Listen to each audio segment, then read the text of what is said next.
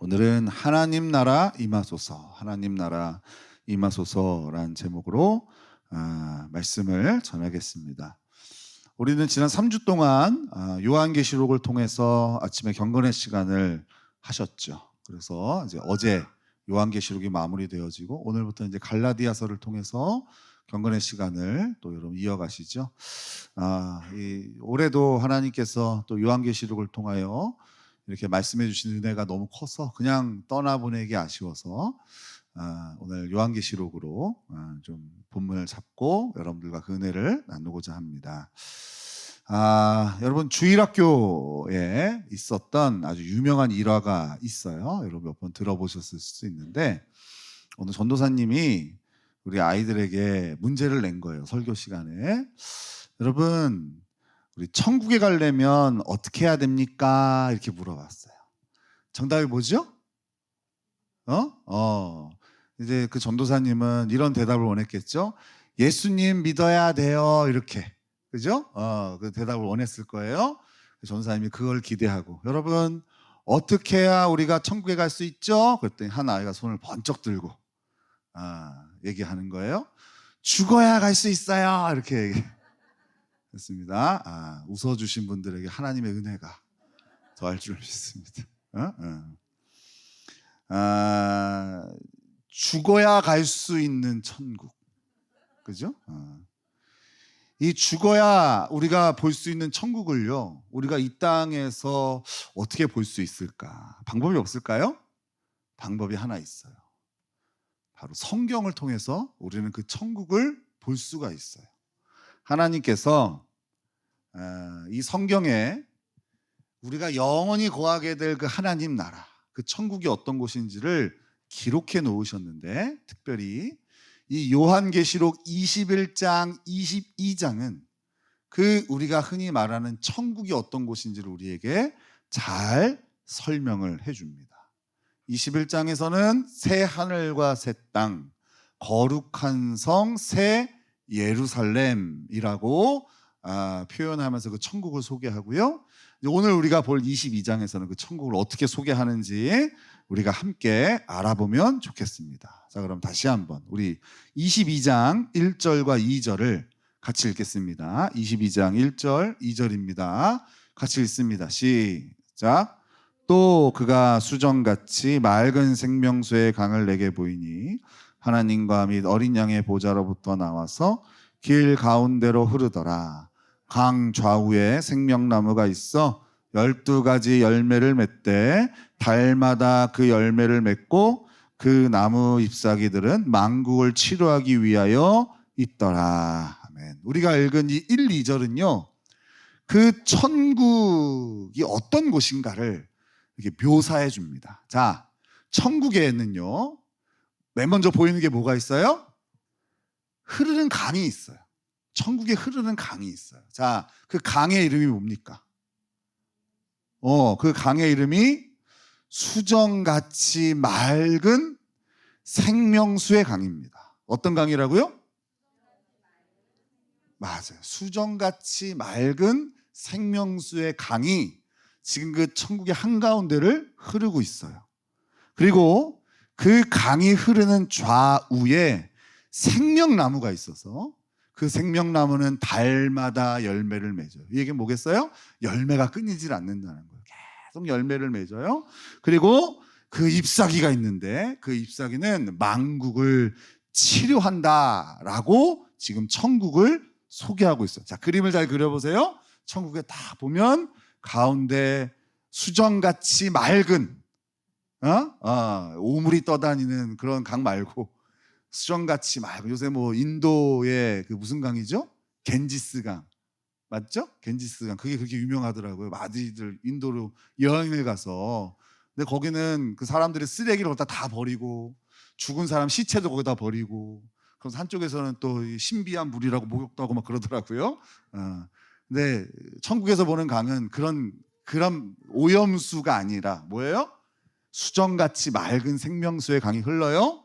그리고 그 좌우에는 생명나무가 있어서 계속 열매를 맺고, 그리고 그 풍성한 잎사귀는 닿는 곳마다 치료하는 그런 능력이 있는 이런 광경이 지금 우리 눈앞에 펼쳐지고 있는 거예요.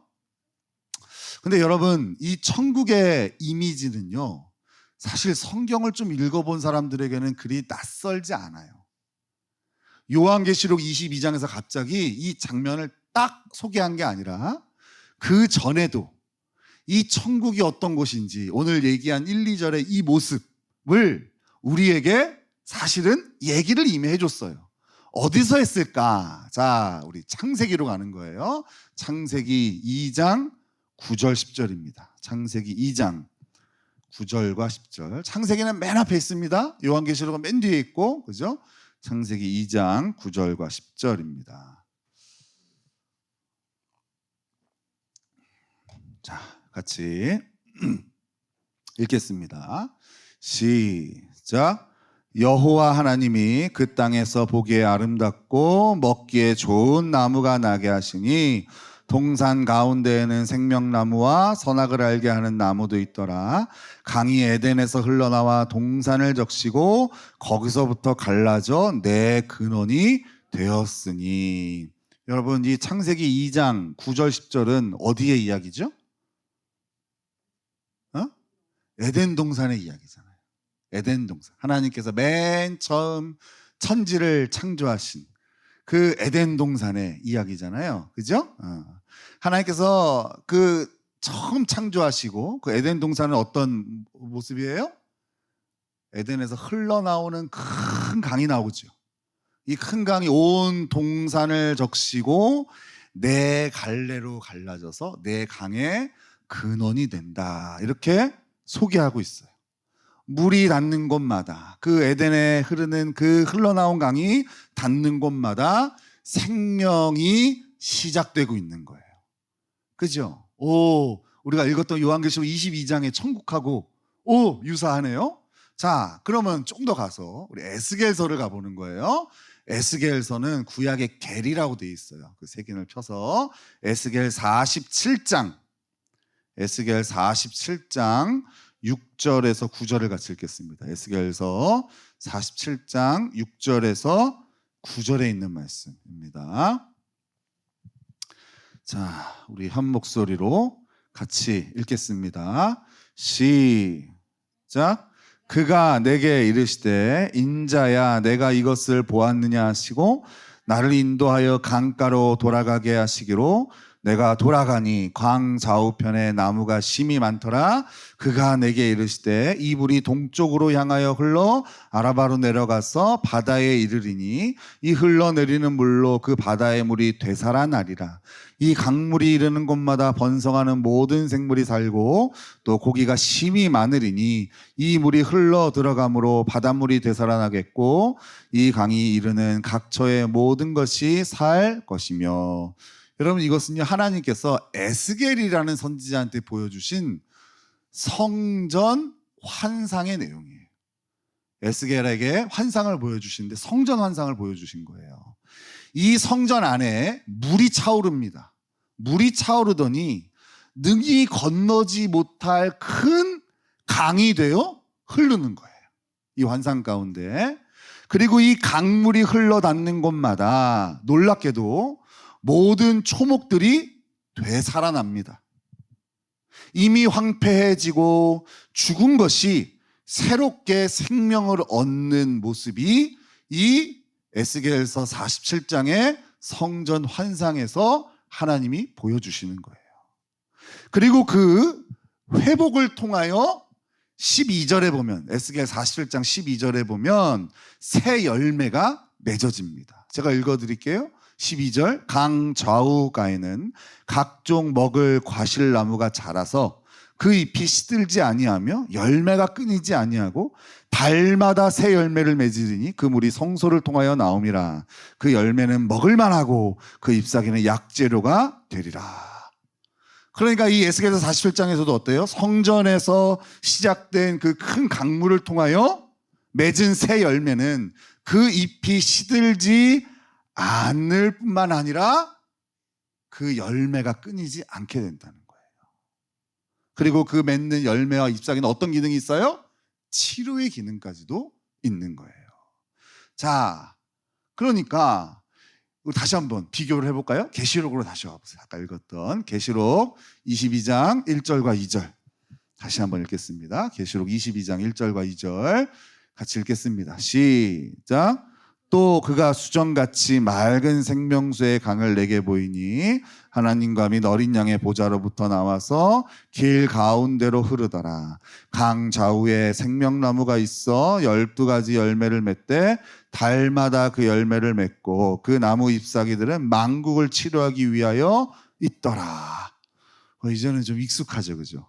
이게 갑자기 어디서 뚝 떨어진 게 아니라 하나님께서 에덴 동산에서부터, 그죠? 또 에스겔의 환상을 통하여 보여주신 그 천국의 모습인 거예요.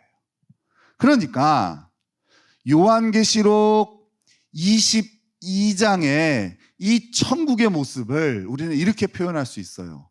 새 에덴이다. 그죠? 창세기 2장의 그 에덴 동산, 하나님이 창조하신 에덴 동산과 똑같잖아요. 그죠? 성경에 처음 시작할 때 에덴 동산과 마지막에 소개하는 그 하나님 나라의 새 에덴이 똑같아요. 그래서 새로운 에덴이다. 그래서 새 에덴 이렇게 표현을 합니다. 그러니까 천국의 다른 표현이 뭐라고요? 새 에덴이에요. 그래서 저기 용인에 가면은 유명한 교회가 있죠? 새 에덴 교회. 그 교회가 여기서 따온 걸 겁니다. 그죠? 새 에덴. 그러니까 21장에서는 새 하늘과 새 땅, 거룩한 성, 새 예루살렘 성, 이것이 천국을 표현하는 단어라면 22장에서는 새 에덴을 천국을 표현하는 단어로 지금 쓰고 있는 거예요. 그러면은 이 새 에덴이라고 불리는 하나님이 소개하시는 그 천국은 어떤 특징이 있는지 오늘 한 2가지 정도로 살펴보려고 합니다. 몇 가지로 살펴본다고요? 2가지로 살펴본다고 합니다. 2가지로. 사실은 제가 오늘 굉장한 목표를 가지고 이 강단에 섰거든요. 어떤 분이 그러더라고요. 우리 교회 와가지고 설교를 딱 듣는데 처음에 3번을 딱 졸았대요. 근데 그 다음 주에 왔는데 2번을 졸았대요. 그리고 그 다음 주에 왔는데 1번을 졸았대요. 자기가 원래 교회 가면은 계속 눈 감고 자는데 여기 와서는 설교가 들린다는 표현을 이렇게 하시는 거예요. 제가 마음을 먹고 그래 오늘은 1번도 안 졸게 해야겠다 하고선 왔는데 못 오셨어요. 그래가지고 제가 목표를 지금 상실한 상태에서 멘붕이 빠져 있습니다. 그러니까 공황이 왔습니다 지금. 자, 해보겠습니다. 다른 목표를 삼아야겠네요. 자, 이 새 에덴으로 불리는 천국에 어떤 2가지 특징이 있을까? 첫 번째는요, 바로 풍성함이에요. 어떤 특징이 있다고요? 풍성함이란 특징이 있어요. 자, 창세기에 소개된 에덴과 이 요한계시록에 소개되는 새 에덴 사이에는 차이가 하나 있어요. 큰 차이가 있는데 바로 뭘까요? 에덴에는 없고 새 에덴에는 있는 것. 그게 뭘까요, 여러분? 여러분? 집단적으로 졸고 계신 건 아니죠? 다시. 맨 처음 에덴에는 없는데 새 에덴에는 있는 게 있어요. 그게 바로 뭘까요? 제가 망고라고요? 뭐라고요? 여러분 다시 설교를 들어보시면 제가 처음에 이걸 사실 다 얘기를 했습니다. 그죠? 그러니까 여러분들이 눈만 떴다 뿐이지 실제로는 거의 수면 상태라는 걸 좀 알 수 있는 거예요. 그때는 없고 지금은 있는 게 있어요. 뭐죠? 치유입니다. 치유. 권사님 진작 얘기를 하셔야 망고 이런 얘기가 안 나오지. 망신 주잖아요. 그러면은. 맞아요. 처음에는 치료가 필요 있었어요? 없었어요? 필요가 없죠. 왜요? 죄가 없었잖아요. 그죠? 맨 처음 하나님이 지으신 그 세상, 하나님 보시기에 심히 좋았던 그 세상에는요, 죄가 들어오지 않았기 때문에 굳이 치유라는 게 있을 필요가 없죠. 그런데 에스겔서를 지나서 요한계시록에 소개되어진 이 새 에덴에는 뭐가 있어요? 치료가 있어요. 여기도 왜 있어요? 그 사이에 인간의 죄가 들어와 있잖아요. 그죠? 하나님이 지으신 목적에서 벗어나 내가 주인 되어서 내가 하나님 자리를 차지해서 내 마음대로 살겠다고 하는 그 죄가 들어왔잖아요. 그로 인하여 모든 것이 망가졌으니까 하나님이 새로 세우시는 새 에덴에는 반드시 뭐가 있어야 돼요? 치유가 있어야 돼요. 치료가 있어야 되는 거예요. 하나님은 세상을 창조하시면서 우리 영아, 우리 인간에게 뭘 주셨지? 너가 가장 최근에 배웠잖아. 영생과 풍성한 삶을 주셨죠. 기억나죠? 그죠? 하나님이 우리 인간을 지으시면서 이런 걸 주신 게 아니란 말이에요. 고생, 슬픔, 핍박 이런 걸 주신 게 아니에요. 그래, 너 한번 고생해봐라. 너무 맛 좀 봐라. 이러면서 지으신 게 아니라 하나님 우리를 지으시면서 주신 게 영생과 풍성한 삶을 누릴 수 있도록 모든 것을 다 주셨어요. 근데 인간이 그 영생과 풍성한 삶을 잃어버려요. 왜 잃어버리죠? 죄 때문에. 그죠? 하나님 없이 내가 왕이 되어 살고자 하는 그 왕국을 꿈꾸며 죄를 짓는 바람에 인간은 그 하나님이 주신 생명도 잃어버리고 풍성함은커녕 그 어떤 열매도 맺지 못하는 황폐한 인생으로 전락해버린 거예요. 그래서 여러분들에게 여러분 행복합니까? 풍성합니까? 물어보면 대부분이 그렇지 못하다고 대답하는 이유가 바로 여기 있는 거예요. 우리는 착각해요. 내가 돈이 없고 자꾸 실패하고 뭐 사람과의 관계에서 실패해가지고 그래서 내가 이렇게 내 인생이 황폐해 이렇게 얘기하지만 그거는 틀린 얘기예요. 왠지 알아요? 돈도 많고 성공도 하고 사람들한테 존경받는 사람들한테도요 물어보면 행복하지 않다고 얘기를 해요. 풍성하지 않다고 얘기를 해요. 왜 그래요? 죄 때문에 그런 거예요. 죄로 인해서 근본적인 생명과 풍성함을 잃어버렸기 때문에 당장의 무언가를 갖고 당장의 무언가를 성취함으로 인하여 얻는 쾌락 갖고는 그 하나님이 주신 풍성함을 채울 수가 없는 거예요. 그러니까 어떤 것을 가지면 그 순간 뭐가 찾아와요? 불안이 찾아와요. 어떤 자리에 높이 올라가면 뭐가 찾아와요? 불안이 찾아와요. 저는 이 나라의 권력자들, 권력을 갖고 있는 사람들 얼마나 불안할까 싶어요. 왜요? 점점 시간이 다가오잖아요. 그잖아요. 나중에 가면 레임덕이라고 해서 말도 안 듣는데요. 공무원들이. 그런 시간들이 점점 다가오잖아요. 무언가를 가지면 행복해야 되는데 또 다른 큰 불안이 찾아와요. 이게 황폐한 인생이에요. 사람들은 이런 진단을 못하니까 이 죄의 문제를 해결하는 것이 아니라 자꾸만 상황과 환경을 바꾸면 내가 행복해질 수 있을 거라, 행복을 유지할 수 있을 거라 착각을 하는 거예요. 근데 인간의 인생이 근본적으로 황폐한 이유는 바로 이 죄 때문인 거예요. 성경은 그렇게 얘기하고 있는 거예요. 그러나 하나님은 생명을 잃어버리고 그 어떤 열매도 맺지 못하는 이 황폐하고 죽은 인생들을 위해서 누구를 이 땅에 보내시죠? 예수님을 이 땅에 보내세요. 그리고 이 땅에 오신 예수님은 이렇게 말씀을 하세요. 너무 중요한 말씀이니까 한번 찾아볼게요. 요한복음 7장 37절 38절이에요. 요한복음 7장 37절 38절에 있는 말씀 같이 읽겠습니다. 요한복음 7장 37절 38절에 있는 말씀 찾으신 분들 같이 읽겠습니다. 시작. 명절 끝날 곧 큰 날에 예수께서 서서 외쳐 이르시되 누구든지 목마르거든 내게로 와서 마시라. 나를 믿는 자는 성경의 이름과 같이 그 배에서 생수의 강이 흘러 나오리라 하시니. 지금 예수님이 뭘 말씀하세요? 생수의 강이 흘러 나오리라. 이게 어디서부터 흘러나와요? 예수님으로부터. 자, 여러분 보세요. 예수님께서 생수의 강이 흘러나온다라는 것은 우리 에스겔서와 요한계시록에 보면은 그 강이 어떤 기능이 있어요? 치료하잖아요. 그러니까 예수님이 이 땅에 뭘로 오셨다는 거예요? 치료자로 오셨다는 거예요. 죄로 인하여 망가지고 그로 인하여 황폐해진 인생들을 뭐하러 오셨다고요? 치료하러 오신 분이 우리의 구원자 되시는 바로 예수님이신 거예요.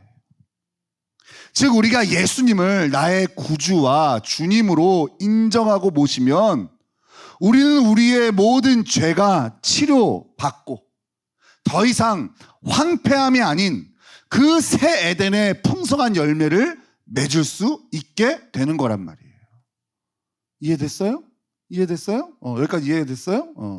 그러니까 이 풍성함은 우리가 저 새 에덴에 가야만, 저 천국에 가야만, 죽어야만 누릴 수 있는 것이 아니라 바로 지금 여러분들이 예수님을 믿으면 누릴 수 있는 축복이라는 거예요. 그 축복이 뭐라고요? 풍성함이라고요. 많은 사람들이 그래서 50점짜리 신앙을 가져요. 죽으면 내가 저 천국에 가서 누려야지. 근데 여러분, 이미 예수님이 이 땅에 오셔서 치료자로 오셨어요. 그 예수님을 믿으면 이미 이 땅에서도 우리는 그 황폐한 인생이 치료받아 뭘 누릴 수 있다고요? 풍성함을 누릴 수 있는데, 이 땅에서의 황폐함을 당연히 여기고 죽어서 가는 저 천국에서만 풍성함을 누리려고 한다고요. 근데 어디서도 누릴 수 있다고요? 오늘 여기서도 누릴 수 있다고요. 믿으십니까, 여러분? 이영훈 집사님 믿으십니까? 아니, 얼굴이 황폐한데? 정말 믿으십니까? 이 땅에서도 누릴 수 있는 거예요. 그래요. 조롱하면 안 됩니다. 그런데 아직도 많은 그리스도인들이 이 새 에덴이 주는 오늘의 풍성함을 누리지 못하는 거예요. 왜 그럴까요? 많은 그리스도인들이 아직도 그 하나님이 주시는 풍성함이 아닌 뭘 주장하냐? 자기에게 있는 황폐함을 주장하기 때문에 그래요. 여전히 자기 안에 있는 죄, 그로 인하여 펼쳐진 연약함, 그로 인하여 펼쳐지는 황폐함이란 열매를 주장하기 때문에 하나님이 이 땅에서도 누릴 수 있는 그 천국의 축복, 풍성함을 누리지 못한다는 거예요. 특히나 자신의 상처를 내세우면서 자신은 이 상처 때문에, 이 연약함 때문에 일어날 수도 없고 전진할 수도 없다고 하는 거예요. 그러니까 애쓰지도 않는 거예요. 그냥 나는 연약하니까, 난 부족하니까, 난 죄인이니까, 내 상황은 황폐하니까, 이걸 핑계 삼아서 그 하나님이 주신 풍성함을 꿈꾸지도 않는 거예요. 누가 그렇다고요? 그리스도인이라고 하는 사람들이. 불신자가 아니라 교회 안에 있는 성도들도 하나님이 이 땅에서 누리게 하신 그 새 에덴의 풍성함의 축복을 누리지 못한 채 자신의 황폐함을 주장하며 그것 때문에 무너진 채로 그 황폐한 인생을 연명해 가고 있다는 거예요. 그런데 여러분, 예수님 믿는 사람에게 이 말이 얼마나 모순된 말인지 몰라요.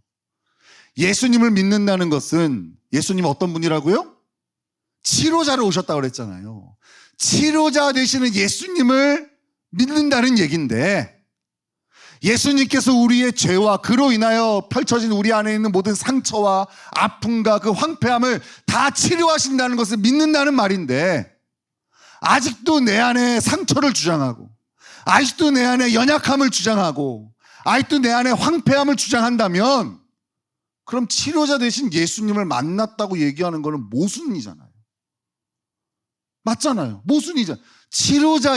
성경은 분명히 생명의 강이 흘러넘쳐서 그 치료하는 능력이 있어서 예수님의 손길이 닿는 곳마다 병든 자가 고침받고 앉은 뱅이가 일어나고 눈먼 자가 눈을 뜨고 심지어 죽은 자도 살아나는 역사를 보여줬단 말이에요. 왜요? 예수님 치료자로 오셨고 우리를 그렇게 죄로부터, 죽음으로부터 치료하러 오셨다는 걸 보여주신 거예요. 우리가 그 예수님을 믿은 거예요. 근데 여전히 그 치료자 되신 예수님을 만났는데 나는 치료가 안 됐다는 거예요. 나는 연약하니까, 나는 부족하니까, 난 어릴 때 이런 상처가 있으니까. 그러니까 여러분 생각 너무 모순되잖아요. 그잖아요. 치료자 되신 예수님을 만났는데 난 여전히 치료가 되지 않았어. 여러분이 주장하는 그 황폐함 때문에 혹시 여러분은 다른 이의 섬김을 당연히 여기고 있지 않습니까? 이런 분들 꽤 많아요, 교회 안에. 누가 나를 섬겨주고 도와주는 것들을 당연히 여겨요. 왠지 알아요? 나는 연약하니까. 나는 부족하니까. 응? 응. 아이, 교회 뭐 한 10년씩 다녀도 여전히 초신자야. 그놈의 초신자 딱지는 언제 띄는지 모르겠어. 교회 뭐 처음 오신 분들이야 뭐 나는 믿음이 연약해서 얘기하지만 도대체 그 연약한 믿음의 딱지는 언제 띄는 거예요? 그러니까 맨날 나보다 하루라도 먼저 교회 온 사람한테 내가 섬김 받는 건 당연한 거야. 고마워하지도 않아. 마땅히 막 요구를 해. 그러니까 또 앞에서 섬기는 사람은 또 소망해요. 하나님, 나를 하루 늦게 오게 하시지. 왜 먼저 믿게 하셔서 이 짐을 지게 하냐고. 그죠? 참, 정말 죄인들의 소굴입니다, 이곳은. 그렇지 않습니까? 또 어떤 사람은 자신이 주장하는 그 상처, 아픔, 그 연약한 황폐함 때문에 누군가에게 함부로 대하는 것을 당연하게 여겨요. 저는 그런 거 되게 많이 당해요. 막 누가 나한테 막 뭐라고 얘기하고 막 따지고 하면 내가 한마디 하려고 아니 딱 하면은 아니 목사가 소리 질러도 됩니까? 여러분 못 들어봤죠 그런 얘기 그죠? 저한테 딱 그래요. 나는 뭐 그냥 한마디 했는데 목사는 그러면 안 되면 안 됩니까? 그럼 당신은 나는 뭐 목사가 아니고 그렇게 얘기해도 되죠. 이런 당당한 태도. 근데 저는 그런 거를 감당할 만해요.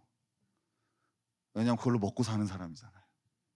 근데 우리 성도님들 가운데에 다른 성도들을 향하여 그런 태도를 갖고 있지는 않냐는 거죠. 그죠? 직장에 가면은 말 한마디 잘못한 거 가지고선 쩔쩔매고 미안해하고 하면서 교회 안에서는 막 함부로 얘기해도 아무렇지도 않아요. 왠 줄 알아요? 난 연약하니까.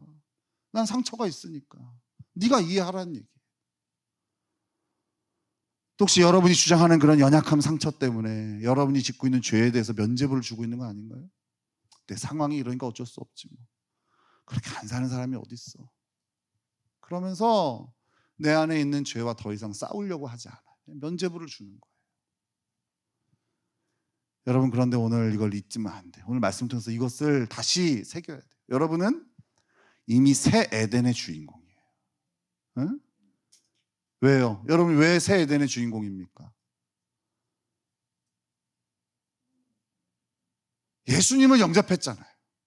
그죠? 우리의 치료자 되시는 그 예수님이 영접했기 때문에 여러분들은 새 에덴의 주인공이에요.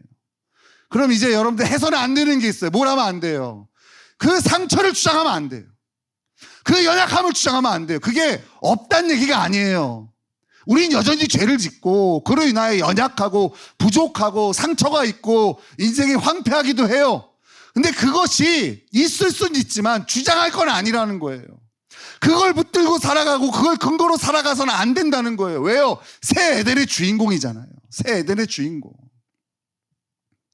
예수님이 여러분의 죄뿐 아니라 그로 인한 상처도 치유하셨기 때문에 더 이상 우리는 그 우리의 연약함을 주장해서는 안 되는 거라고요. 예수님을 믿는 여러분은 새 에덴의 풍성함을 바로 오늘 이 땅에서도 누릴 수 있을 뿐만 아니라 누려야 되는 거라고요. 감사합니다. 아멘을 한 연발해 주셔서 제가 얼마나 힘이 나는지. 여기만 보면 내가 막 절망에 빠지는데 여기만 보면 막 힘이 납니다. 막 제가 아직도 지금 약이 안 깨서 지금 감기약을 먹고 해롱해롱 된 상태라서. 여러분 더 이상 우리의 죄와 그로 인한 상처 아픔을 주장하시면 안 됩니다. 안 돼요, 안 돼. 우리 이용엽 집사님 50을 주장하면 안 돼. 항상 얘기하죠. 몇 살처럼 살아야 돼요? 30대처럼, 무슨 40대, 30대처럼 살아야지. 아직 50 안 됐잖아요. 그잖아요. 근데 무슨 40처럼 살아요. 지금 40인데. 제가 이번에 우리 연합회 축구대회 나가서 깨달은 게 있어요. 제가 가서 한 5골을 넣었어요. 우리 부목사님이 뒤에서 딱 주면 막 뛰어서 넣고 또 주면 막 뛰어서 넣고 했어요. 근데 제가 상대했던 목사님들이 다 몇 살들이시냐? 저보다 10살이나 15살 위에요. 그러니까 이렇게 할 수 있죠. 다 끝나고 이제 그분들하고 사우나를 이렇게 갔어요. 가가지고 제가 한 분씩 연세를 물었어요. 연세가 어떻게 되십니까? 그랬더니 63, 어떤 분 65. 이게 50대는 젊은이들이야. 내가 그걸 보고 깜짝 놀랐어. 60인데 60처럼 안 보이게 살아야 돼요. 그러니까 60이 찾아왔어. 근데 그걸 주장하지 말라고요. 왜요? 우리는 새 에덴의 주인공이잖아요. 여러분 나중에 우리 천국 가잖아요. 그럼 여러분 얼굴 못 알아봅니다. 왜냐하면 가장 우리 신학 교수님이 그런 얘기 하셨거든요. 천국에 가면 도대체 우리는 어떤 모습일까? 영원히 살고 그것을 생각하면 우리가 20대 때 천국 가는 게 더 좋죠. 영원히 20대의 몸을 갖고 살아야지. 80대의 몸을 갖고 살면 천국에서도 얼마나 힘들겠어. 근데 그렇게 해석해 주시더라고요. 아마 우리의 가장 아름다웠던 모습으로 우린 천국에 살게 될 거라고. 왜냐하면 거기는 노화도 없고 아픔도 없고 상처도 없잖아요. 그래서 제가 그때 부활절 설교 때 우리 건호가 거기서 춤을 추게 될 거라고, 우리 함께 춤을 추게 될 거 그런 얘기 했잖아요. 그곳에는 장애가 없는 거예요. 그잖아요. 그러니까 여러분 보세요. 우리가 주장해야 될 거는 지금 내가 갖고 있는 육신의 몸이 아니란 말이에요. 그잖아요. 그래서 제가 반성을 했어요. 거기서요, 목사님들이 나 40대 하나 잡으려고 막 둘이 붙어서 막 뛰고 막 난리가 났어요. 막 50대 후반, 60대 이런 분들이. 그러면서도요, 저한테 좀 뭐 천천히 그런 얘기도 안 해요. 얼마나 같이 뛰려고 애를 쓰는지 몰랐는데 저는 우리 20대들하고 살면서 맨날 그래요. 오지 마, 오지 마. 오지 마, 나 40대야. 오지 마, 다쳐. 그래서 뛰는 줄 몰라. 야, 진짜 배울 게 너무 많은 거예요. 그죠? 여러분, 우리에게 있는 건 어쩔 수 없어요. 하지만 무엇을 주장하냐는 것은 선택인 거예요. 여러분이 연약함에 있는 것 얘기 안 해도 다 알아요. 딱 보면 보이는 게 연약함, 죄악됨이야. 그러니까 그거는 얘기 안 해도 알아. 그거 더 이상 주장하지 말고 새 에덴의 주인공답게 하나님이 주시는 풍성함을 주장하라고요. 하나님의 치유하심을 주장하라고요. 그것이 오늘 새 에덴을 소유한, 그 천국을 소유한 하나님의 백성이 누릴 수 있는 축복인 거예요. 여러분, 그 새 에덴의 첫 번째 특징이 뭐라고요? 풍성함이라고. 풍성함. 그래서 새 에덴을 소유한 주의 백성들은 그래서 풍성한 삶을 살 수 있다. 그렇죠? 두 번째, 새 에덴의 두 번째 축복은요, 바로 존귀함이에요. 뭐라고요? 존귀함이에요. 존귀함. 자, 우리 계시록 22장 3절에서 5절을 같이 읽겠습니다. 계시록 22장 3절에서 5절. 시작. 다시 저주가 없으며 하나님과 그 어린 양의 보좌가 그 가운데 있으리니 그의 종들이 그를 섬기며 그의 얼굴을 볼 터이요 그의 이름도 그들의 이마에 있으리라. 다시 밤이 없겠고 등불과 햇빛이 쓸데없으니 이는 주 하나님이 그들에게 빛이심이라. 그들이 세세토록 왕노릇 하리로다. 아멘. 자, 여러분, 새 에덴에는 없는 것이 있어요. 바로 뭘까요? 어둠이 없어요. 그리고 또 그 저주가 없어요. 얘기하잖아요. 같이 읽었잖아. 안 그래요? 읽으면서 무슨 생각들 하시는 거예요? 다시 저주가 없으며 나오잖아. 그잖아요. 그죠? 그 다음에 다시 밤이 없겠고 나오잖아요. 이 새 에덴에는 저주와 밤이 없어요. 왜 그래요? 예수님이, 하나님이 직접 빛이 되어 비춰주시는 곳이 새 에덴이기 때문에 그래요. 그래서 요한계시록은 재밌는 장면이 나와요. 요한이 그곳에 성전을 찾아요. 천국에 성전이 어딨나 찾는데 성전이 있어요, 없어요? 없어요. 왜요? 우리 예수님이 성전이시니까 성전이 없는 거예요. 그냥 그곳은 어둠이 없어. 그냥 빛 그 자체. 우리처럼 껐다 켰다 하는 개념이 아니란 말이에요. 그죠? 그리고 그곳에는 저주만 없는 게 아니라 그 어떤 악이 어떤 모양으로도 없는 곳이에요. 그러니까 우리가 이 땅에서 누리는 천국과 저 땅에서 저기서 누리는 천국의 가장 큰 차이는 죄가 완전히 사라진 상태니까 그곳에서는 우리가 더 이상 죄책감에 신음할 필요가 없어요. 지금 여기서는 우리는 어때요? 울고 슬퍼하고 가슴 아파하잖아요. 왜 그래요? 그렇게 나에게 은혜를 베풀어 주셨는데 또다시 죄를 짓고 또다시 넘어지는 자기 자신을 한탄하잖아요. 근데 우리가 저 천국에 가서는 어때요? 그럴 일이 없다고요. 우리 승현 집사님. 기쁜 소식 아닙니까? 그죠? 언제 끝날까요? 그죠? 울어도 못하네. 눈물 많이 흘려도. 복을 얻지 못하고, 그죠? 그게 이 땅에서의 찬양이라고요. 저기서는 맨날 그냥 기뻐하고 찬양하고, 여기서는 가만히 있기만 해도 미운 사람이 생각나잖아요. 가만히 있기만 해도 비교가 생각나고, 그잖아요. 성경을 읽으면서도 복수를 생각하잖아요. 근데 거기서 그럴 일이 없다니까요. 와, 할렐루야. 언제 가면 될까요, 우리? 그죠? 하나님이 직접 빛이 되어 비춰주시는 그것이 바로 이 새 에덴. 그래서 다시는 저주가 없고 밤이 없는 것이. 이곳에서 예수님을 믿고 구원받은 자들의 신분을 5절에서 뭐라고 표현해요? 세세토록 왕노릇하리로다. 야, 세세토록 영원히 우리가 어떻게 산다고요?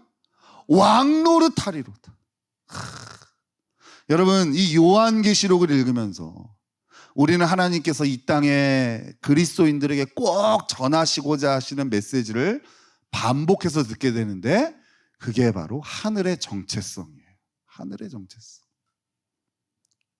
바벨론의 가치 가운데, 여러분, 바벨론의 가치가 뭐예요? 더 많이 가져야 되고 더 높이 올라가야만 그 인생이 복되고 가치 있는 인생이라는 그 가치가 바벨론의 가치란 말이에요. 이게 이 세상을 지배하는 가치잖아요. 그잖아요. 내가 그래서 어제보다 더 많이 벌어도 기뻐하지 않아. 왜? 내 옆에 나보다 더 많이 버는 사람이 있잖아요. 우리 자식이 성적이 올라도 기뻐하지 않아. 왜? 우리 자식보다 잘하는 애들이 훨씬 더 많잖아. 우리의 자식은 10점 올랐는데 딴 애들은 다 30점씩 올랐어. 그럼 그때부터 이제 패는 거죠. 넌 도대체 뭐 했냐고. 여러분, 이 바벨론의 가치 가운데 살아가는 우리는요, 이 세상에서 너무나 초라하고 별 볼 일 없어요. 그잖아요. 여러분, 절대 여러분 딴 데 갈 생각 마세요. 뭐 어디 놀러도 가지 마, 서울도 가지 마세요. 비교돼. 그죠? 여러분, 여기 뭐 가평이요 6만 명이 있어요. 가평군이 고장 6만 명이야. 근데 저기 뭐 고양시, 의정부시 그런 100만이에요. 100만. 무슨지 알겠죠? 여러분, 우리가 이렇게 좀 이렇게 사람도 별로 없고 이렇게 사니까 좀 여유가 있는 거죠. 다른 도시랑 비교하는 순간 우리는 너무나 초라한 인생이죠. 그죠? 아마 재산에 다른 도시 사람들 우리보다 0이 하나씩 더 붙어 있을 거예요. 그죠? 근데 우리는 그 사람들하고 만날 일이 없으니까 비교하지 않고 그냥 우리끼리 즐거워하면서 사는 거예요. 뭐 저쪽에서는 뭐 50억짜리 아파트가 70억이 됐네 얘기하는데, 우리는 5천만 원짜리가 5,500만 원 된 거에 기뻐하는 거죠. 그렇잖아요. 그러니까 너무 초라한 거야. 그죠? 여러분, 대한민국에 가평 국민으로 산다는 건 되게 초라한 거예요. 몰라서 그렇지 되게 초라한 거. 그러니까 외부에서 이 가평에 오면요, 마치 우리나라 사람들이 동남아 가서 여기 되게 싸네 그래서 먹는 약간 그런 식의 생각하는 것 같아. 되게 자존심 상해요. 그러니까 여러분, 다른 도시 사람들 만나지 마세요. 알겠죠? 이렇게 우리는 너무나 별 볼 일 없어요. 그잖아요. 열심히 공부해서 대학 가도 농어촌 특별 전형으로 왔다고 또 무시당해. 아이고, 그잖아요. 내세울 게 없어. 근데 절대 그것에 기죽거나 좌절하지 말라는 것이 천국을 소유한 하나님의 백성들에게 하나님이 주시는 말씀인 거예요. 왜냐? 그것은 잠깐 그렇게 보이는 것뿐이라는 거예요. 바벨론의 가치는 잠깐에 불과해요. 우리 그 앞에 17장, 18장, 19장에 뭐가 나옵니까? 그 바벨론의 성이 무너지는 게 나오죠. 큰 음료가 무너지는 장면이 나오는 거잖아요. 허상에 불과하다. 잠깐에 불과하다. 그들이 잠깐 동안 놓여서 이 세상에 왕노릇할 것 같지만 결국 천년 왕국을 다스리시는 하나님 앞에 제압될 그런 존재에 불과하다. 그 가치에 불과하다는 걸 계속 말씀해 주시는 거예요. 그러니까 당장에 너네 바벨론의 가치에 너네들을 돌이켜봐서 그걸로 초라해하거나 기죽거나 그러지 말라고 요한계시록 계속 말씀해 주고 계시는 거예요. 우리가 영원히 누릴 신분은 하늘의 아버지와 함께 왕노릇하는 거기 때문에 그렇다는 거예요. 세세토록 막 이런 거에 감동 받으셔야 되는 거예요. 아, 그렇구나. 영원한 하나님의 시간 가운데 이 세상에서요, 가난하게 사는 건 잠깐뿐인 거예요. 그것도 못 참아요. 그잖아요. 한 10년 동안 뭐 태평성대를 누릴 수 있는데 고작 1개월을 못 참겠어요? 그런 거 아니겠어요? 하나님은 이렇게 우리를 존귀히 대하세요. 한 번도 우리를 하찮게 대하시거나 소모품으로 대하신 적이 없어요. 처음에 우리를 지으셨을 때에도 하나님은 당신의 형상대로 우리를 지으셨어요. 당신의 모든 것을 우리에게 다 내어주신 분이 우리 하나님이세요. 우리를 지으시면서 너를 통해서 내가 좀 돈 좀 얻고, 너를 통해서 내가 좀 이것도 짓고, 너를 통해서 내가 이것도 좀 성취하고, 이렇게 우리를 무슨 소모품이나 도구처럼 쓸모 있으면 귀히 여기고 쓸모 없으면 냈다 버리고, 바벨론의 가치에서는 사람을 그렇게 대하잖아요. 근데 우리 하나님은요, 새 에덴에서는 절대 우리를 그렇게 대하지 않아요. 처음부터 우리를 존귀히 대하셨어요.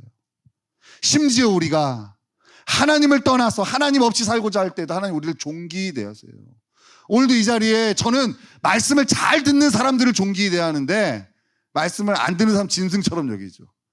근데 우리 하나님은 그 말씀을 안 듣는 사람도 존귀히 대하세요. 그게 우리 하나님이세요.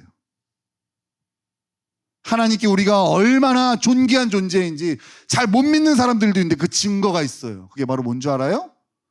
예수 그리스도의 십자가예요. 그게 무슨 얘기인 줄 아세요? 하나님께서는요, 우리의 값어치를 당신의 하나밖에 없는 예수님의 목숨값보다 높이 치신다는 거예요. 여러분, 우리는 그런 거 아니겠어요? 손 두 개가 있어요. 두 개 중에 하나를 택하려면 뭘 택해요? 더 가치 있는 걸 택하죠. 더 비싼 걸 택하죠. 싼 걸 택하는 사람은 없다고요. 우리 하나님께서 예수님과 우리를 중에서 뭘 택하신 거예요? 우리를 택하신 거예요. 예수님이 우리를 대하시는 값이 예수님의 목숨값보다 높다고요.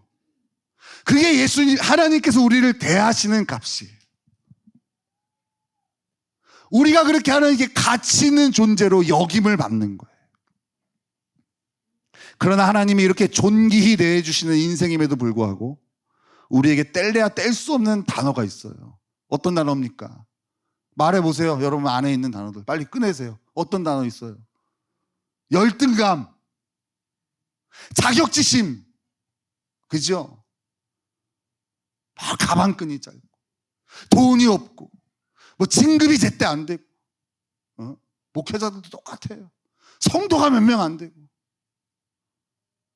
이 열등감과 자격지심이 우리가 주장하는 것들이잖아요.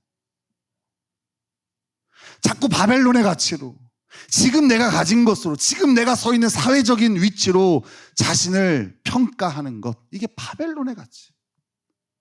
존귀한 인생으로 부름받았음에도 불구하고, 세세토록 하나님과 함께 왕노릇할 인생으로 불러주셨음에도 불구하고 자꾸 자신을 비참하게 여기는 거예요. 천하게 여기는 거예요. 아무것도 아닌 것처럼 별 볼 일 없는 것으로 여기는 거예요.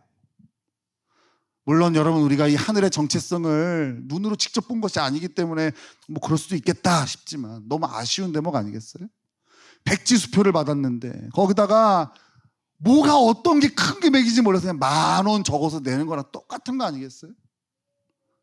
여러분, 이 땅의 왕이나 통치자들도요, 다 열등감과 자격지심이 있어요. 외모에 대한 컴플렉스, 학벌에 대한 컴플렉스, 또 가문에 대한 컴플렉스, 그게 다 있어요. 없는 사람이 없어요. 그래서 이 사람들은 그걸 해결하기 위해서 더 높아지려고 신분 상승을 하는 거예요. 이게 바벨론의 가치에서의 해결 방법이에요. 그러니까 바벨론의 가치대로 한다면 0.001%만 여기서 자유할 거예요. 근데 그 사람도 자유하지 않죠. 왜요? 갖는 순간 불안할 거 아니에요. 그러나 새 에덴에서 세세토록 왕노릇할 우리에게는 이것들이 어울리지 않는 거예요. 이 열등감, 자격지심, 이것이 어울리지 않는 거예요. 우리의 아버지 되시는 하나님은 온 우주를 창조하셨고 지금도 그 온 우주를 주관하시는 만물의 주관자 되세요. 우리의 아버지 되시는 하나님의 것이 누구 거예요? 바로 내 거예요. 바로 여러분 거예요. 그렇다면 지금 좀 가지지 못한 것이 뭐가 문제겠어요? 남들보다 좀 늦은 게 뭐가 문제겠고, 남들보다 좀 이 땅에서 좀 지지부진하게 사는 게 그게 뭐가 문제가 되겠습니까? 그건 실망할 이유가 전혀 되지 않는 거예요. 우리는 하나님께 존귀한 존재예요. 여러분 믿으십니까? 믿냐고요? 왜 아멘 안 해요? 믿어야 될 거는 왜 아멘 안 하냐고. 여러분, 하나님의 존귀한 존재라고요. 믿으십니까? 여기 있는 모두 얼마 안 가서 다 보게 될 거예요. 적어도 100년 안에 다 보지 않을까요? 내가 진짜 이 세세토록 주님과 왕노릇하는 인생이구나. 이걸 우리 다 보게 돼요. 이 땅에서는 잘 눈으로, 육안으로 보이지 않으니까. 근데 이 놀라운 정체성을요, 그때만 만끽하면 안 되고 오늘도 만끽해야 돼요. 오늘도 우리는, 예수님을 믿는 우리들은 그것을 누릴 수 있는 거예요. 우리 옆에 분에게 잘 누릴 수 있도록 이렇게 얘기해 봅시다.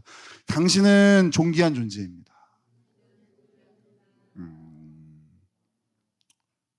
다시 한번, 당신은 존귀한 존재입니다. 그렇죠. 그러니까 여러분, 좀 학교 가서 애들이 나를 좀 무시한다고 해도 너무 속상해하지 마세요. 직장에서 여러분들의 실력이 좀 무시당하고 별벌 취급받는다고 해서 너무 속상해하지 마시라고. 가정 안에서 나를 존귀한 배우자가 아니라 식모처럼 여겨도 너무 속상해하지 마세요. 왜요? 그건 여러분의 정체성이 아니에요. 이 세상에서는 볼 줄 아는 눈이 그거밖에 없으니까 그렇게 취급하는 것뿐이지. 그죠? 우리의 정체성은 이 땅에 있지 않고 하나님께 있어요. 그죠? 이것이 새 에덴을 소유한 하나님의 백성이 누릴 수 있는 축복이에요. 존귀함이라는 축복. 자, 2가지 축복 얘기했어요. 2가지. 첫 번째가 뭐였어요? 풍성함. 두 번째가 뭐예요? 존귀함. 여러분, 이 2 단어를 절대 잊으면 안 돼요. 이 단어는요, 우리가 영원히 누리게 될 축복이에요. 하지만 미래에 누릴 축복이 아니라 언제 누릴 축복이라고요? 지금 누려야 될 축복이라고요. 자, 왜 그런지를 얘기해 볼게요. 자, 우리 21장, 계시록 21장 2절이에요. 21장 2절. 자, 같이 읽겠습니다. 21장 2절. 시작.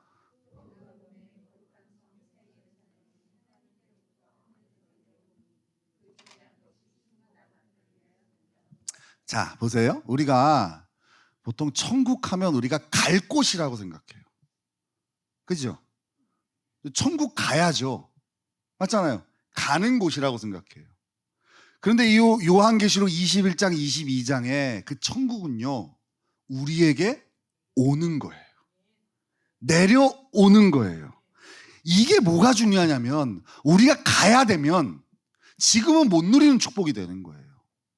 죽어서 가야 누리는 축복인 거예요. 천국의 축복은. 그런데 우리 예수님을 믿는 순간 하나님의 나라가, 하나님이 나를 통치하시잖아요. 하나님 나라가 임한다는 게 그런 개념이잖아요. 그죠? 그 하나님의 나라가 이미 나에게 임하는 거예요. 우리가 가게 될 그 천국이 이미 나에게 임했기 때문에 이 천국에 우리가 나는 풍성함과 존귀함이라는 축복은 오늘 누릴 수 있는 축복이 되는 거라고요. 그러니까 이게 아쉬운 거예요. 오늘날의 성도들이 이 축복을 50점짜리만 누리고 있는 거예요. 오늘도 누릴 수 있는 축복이라는 거예요. 만약 누군가가 아침마다 우리의 계좌에 얼마씩 넣으면 여러분 만족하겠어요? 한 1,000만 원씩 넣어준다고 생각을 해볼까요? 그 정도 현실적이죠. 자고 일어났더니 계좌에 1,000만 원이 들어와 있어. 요새는 네이버가 너무 좋더라고. 모든 계좌를 다 통합해서 내 자산이 얼마인지 딱 나와요. 자고 일어났더니 1,000만 원이 늘어있네. 그래서 신나서 썼어요. 밥도 사주고. 자고 또 일어났더니 또 1,000만 원이 들어왔어. 웬걸? 또 썼어요. 이번엔 소고기도 사주고. 자고 일어났더니 또 1,000만 원이 들어왔어. 써도 계속 채워진다 생각하면 어떨 것 같아? 우리 용엽 집사님 어떨 것 같아? 신나죠. 오늘 천국 얘기할 때는 하나도 안 웃었는데 이 얘기할 때는 웃네. 바벨론의 세속에 쩌든 인생이죠.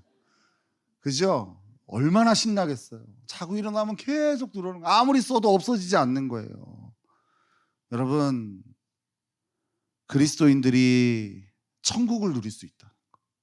우리에게 임한 그 하나님 나라를 누릴 수 있다는 것은요, 이 정도 축복과 비교조차도 되지 않는 축복인 거예요. 여러분, 아무리 이 풍성함과 존귀함의 축복을 누려도 이거 사라지지 않아요. 이것은 더 풍성해져서 우리를 압도해 버리는 거예요. 근데 이것을 주장하지 않으니까 항상 그냥 창고에 먼지가 쌓인 채로 있는 거예요. 그죠? 그러니까 내게 주어진 상황에 따라 나를 바라보고 사람들이 나를 평가하는 거에 따라 자신을 생각하면서 그렇게 찌질하게 사는 거예요. 제일 싫어하는 그리스도인데 찌질하게 사는 그리스도인 제일 싫어. 여러분 이거는 가난하게 사고 이런 게 아니에요.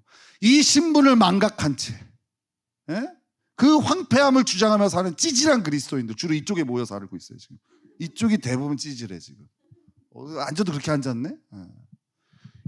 여기서부터 1단계 2단계 3단계 4단계 1단계가 제일 악해. 그게 제일 안타까운 거예요.